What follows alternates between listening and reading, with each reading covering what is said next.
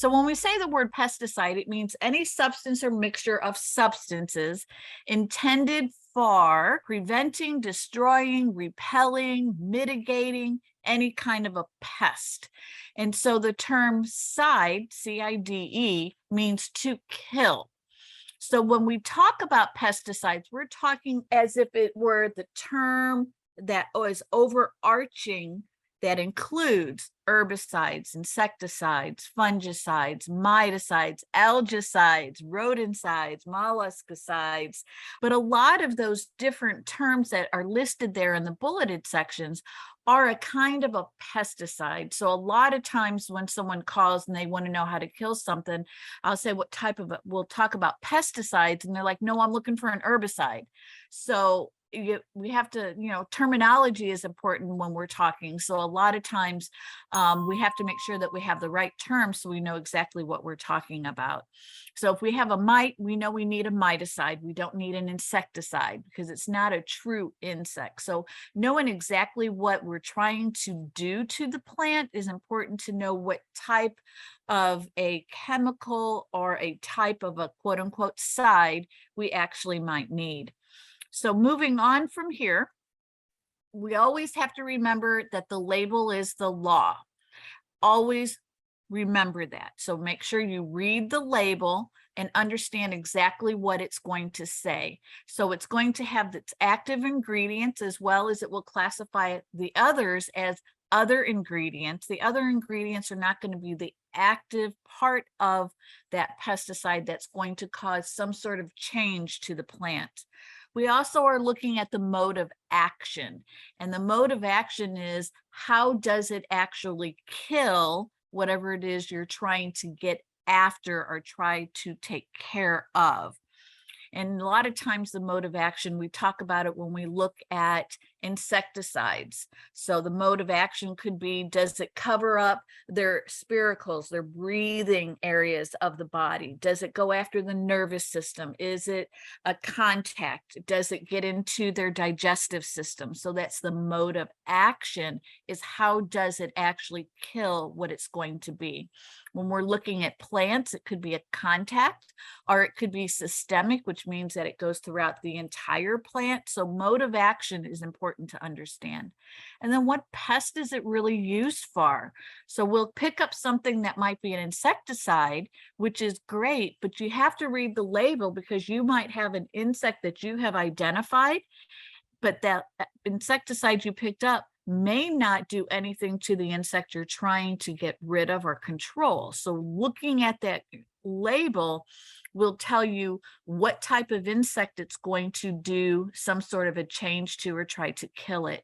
Also with herbicides, some of them will go after and try to kill grass, others will go after broadleaf. And then you have to make sure you know what it is you're actually trying to get rid of.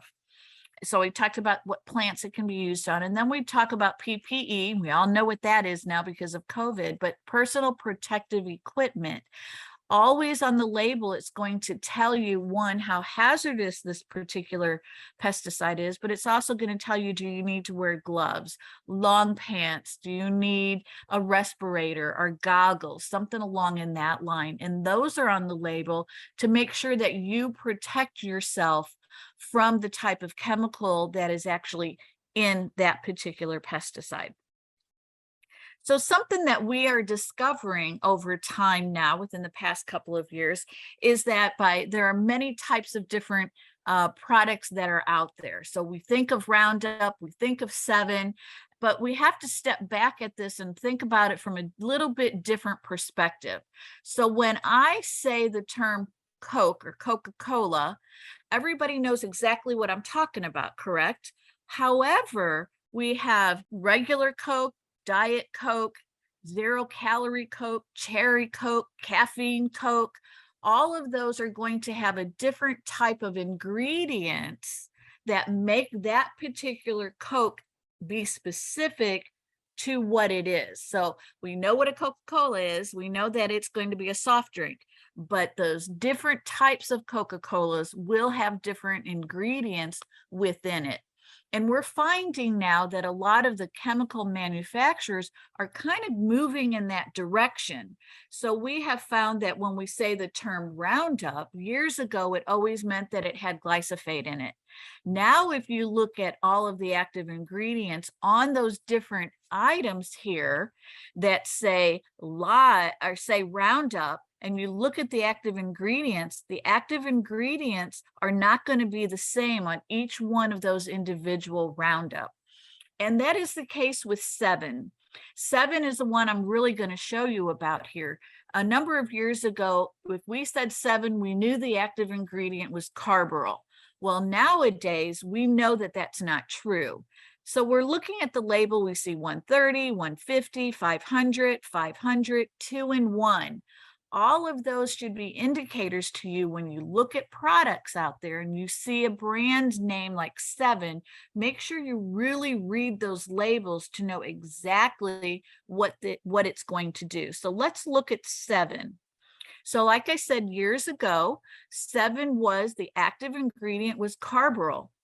And so we can see that here, it kills over 65 insects. We're finding now, and I've looked out at Garden Tech is where I looked, which was where all the 7 products were located. All the products that were there, none of them had carbaryl as part of their active ingredient. So we believe that 7 now is no longer considered carbaryl, because we can't find it on any of their product labels. So here's one that says it kills over 100. Notice the active ingredients. I'm not really good at pronouncing all these chemical names, but you can see them there up on the screen. And so we notice that this has got 2 different chemicals in it. So we have to make sure that we read, because it will say it won't harm plants, it kills above and below certain temperatures, and it tells us what it will and plants that can be actually used on. So we'll go to the next 7 product. Here we have one. Notice it has 130. Notice this is going to be in a spray bottle. So we know it's different from the previous slide because that looked like it could have been granular types. Notice that the active ingredient is totally different than the slide that we just saw. The other one that we're going to show kills 150 insects. This only has 1 active ingredient, but this active ingredient was in the bag with the dry ingredients. So we have to make sure that we look at these labels to know what it is.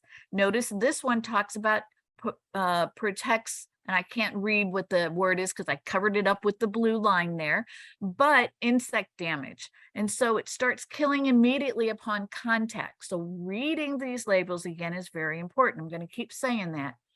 Here's another one that's a bottle, looks like it's liquid, and it's going to kill 500. Look at this active ingredient. It has this one, but if we notice and go back to the one where we had the bag with the dry ingredients, this active ingredient was in that dry bag one. So we need to compare these different products back and forth with each other to make sure we know what we really need. This one that has the 2 in 1 is also very important to look at because it's talking about 2 things, diseases and insects. So it's going to have both types of an active ingredient that's going to be able to take care of both of those. The active ingredient on this one is going to be sulfur. So they're saying that sulfur is going to help to control the insects as well as to help control some of those different diseases. And so if you go out to gardentech.com, you can look up these different 7 products and actually go out to each individual one. And that's where I clipped the active ingredients for this PowerPoint, just to show you that all of these different products are going to be different and they're not going to be identical to what they were in the past.